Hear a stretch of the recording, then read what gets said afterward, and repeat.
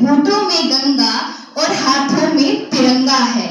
वो देश जो कभी सत्यम शिवम सुंदरम, कभी वंदे मातरम, तो कभी पंजाब सिंध गुजरात मराठा द्रविड़ उत्कल बंगा है।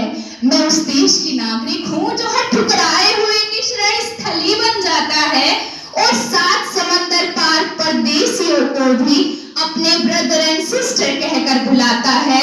और यही प्रेम की पूज्य भूमि भारतवर्ष कहलाता है, भारतवर्ष कहलाता है। आप सभी को मेरा प्रणाम। मैं यहाँ आज आप सभी के समक्ष अटल बिहारी वाजपेयी जी की उपलब्धियों को दर्शाते हुए सुशासन के महत्व विषय पर अपने विचार प्रस्तुत करना चाहती हूँ।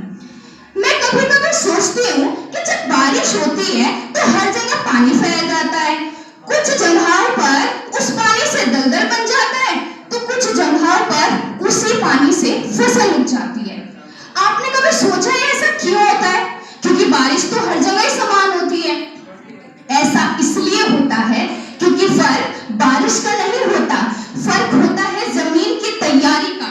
और ठीक यही फर्क शासन और सुशासन के बीच भी होता है।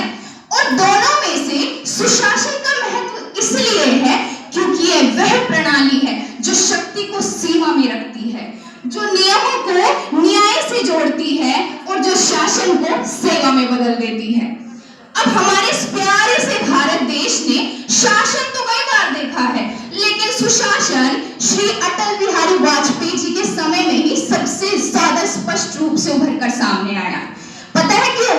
क्योंकि अटल बिहारी वाजपेयी जी की उपलब्धियां अचानक लिए गए फैसले नहीं थी, बल्कि पहले से तैयार जमीन पर सही समय पर बोए गए बीज के समान थी। अब आप ये देख लीजिए कि जब सही समय पर किसी जमीन पर बीज बोया जाएगा तो फसल क्यों नहीं उगेगी। चाहे हम वर्णन करें परमाणु परीक्षण की, चाहे मैं वर्णन करूं कारगिल वॉर की, चाहे मैं बात करूं आर्थिक सुधारों की ओर रखी गई मजबूत नींव की, या सर्व शिक्षा अभियान जैसे सामाजिक प्रयासों की, अटल जी के हर फैसले में राष्ट्रहित और दूरदर्शिता साफ नजर आती है। तभी तो कहते हैं कि अटल जी का हर फैसला अटल होता था। और आपको पता है सबसे विशेष बात अटल जी के सुशासन की क्या थी? कि उन्होंने हर भारतीय को इस देश का हिस्सा महसूस करवाया, क्योंकि उनके विकास सिर्फ बड़े शहरों तक नहीं बल्कि हर गांव, हर छोटे कस्बे तक पहुंचे और हर आखिरी इंसान को उस विकास का फायदा मिला। अब आप इस चीज से भी अंदाजा लगा सकते हैं कि अगर भारत के हर वासी को विकास का फायदा होगा तो क्यों देश विकसित होने की ओर नहीं बढ़ेगा। साथ ही साथ हम ये भी नहीं भूल सकते कि जब भारत की अर्थव्यवस्था में चुनौतियां आई तो उस समय अटल जी ने पूरे साहस से उनका सामना किया और उन सारे चैलेंजेस को अपॉर्चुनिटी में बदल दिया। ये हमें दर्शाता है कि सच्चा नेता वही होता है जो भाषण से नहीं बल्कि कर्म से देश को आगे बढ़ाता है। और उनके समय की विदेश नीतियां वो केवल समझौता नहीं थी, भारत के स्वाभिमान की आवाज थी। और जब प्रधानमंत्री बनने के 13वें दिन उन्होंने अपने पद से त्यागपत्र देते हुए जो कहा, वो 1300 वर्षों तक भारतीय लोकतंत्र का मस्तक ऊंचा रखने के लिए पर्याप्त है। उन्होंने उस दिन संसद में अपने भाषण से पहले प्रभु श्री राम की प्यारी सी स्तुति दोहराई कि नभेतु मृणा अस्मे केवलम दुष्यतम यशः, कि मैं मृत्यु से भी नहीं डरता हूँ, मैं केवल अपनी कीर्ति के कलंक के धोने से डरता हूँ।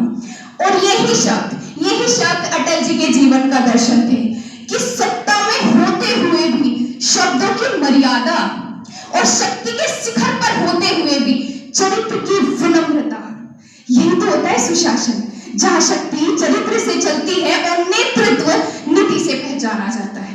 लेकिन आज सवाल केवल यह नहीं है कि अटल जी ने हमारे भारत देश के लिए क्या किया।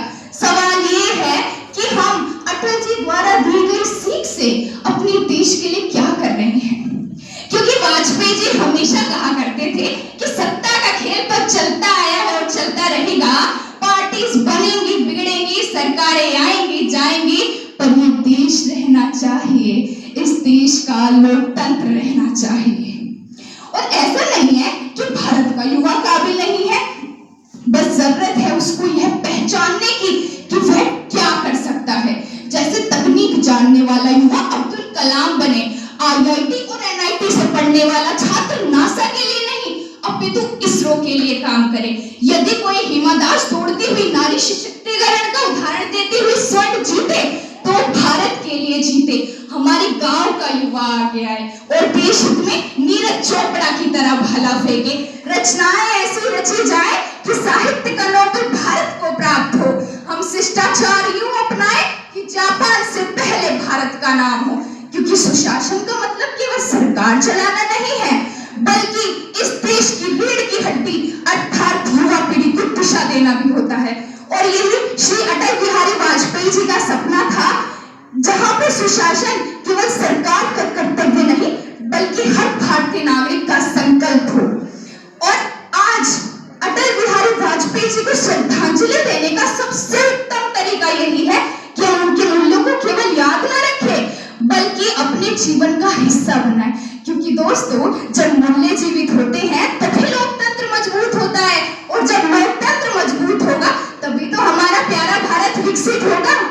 और साथ ही साथ एक चीज और गौर करने लायक है, अटल बिहारी वाजपेयी जी की सबसे बड़ी उपलब्धि ये नहीं थी कि उन्होंने भारत के लिए क्या किया, बल्कि यह भी थी कि उन्होंने हर भारतीय नागरिक को संकट के समय में विश्वास और हौसला बनाए रखना सिखाया, चाहे परमाणु परीक्षण की बात हो जाए। और आज वो हमें जहां से भी देख रहे होंगे शायद यही कह रहे होंगे कि जब टूटने लगे हौसला तो बस ये याद रखना, बिना मेहनत के हासिल तक तो ताज नहीं होते। ढूंढ लेना अंधेरों में भी मंजिल अपनी, क्योंकि जुगनू किसी रोशनी के मोहताज नहीं होते। शुक्रिया।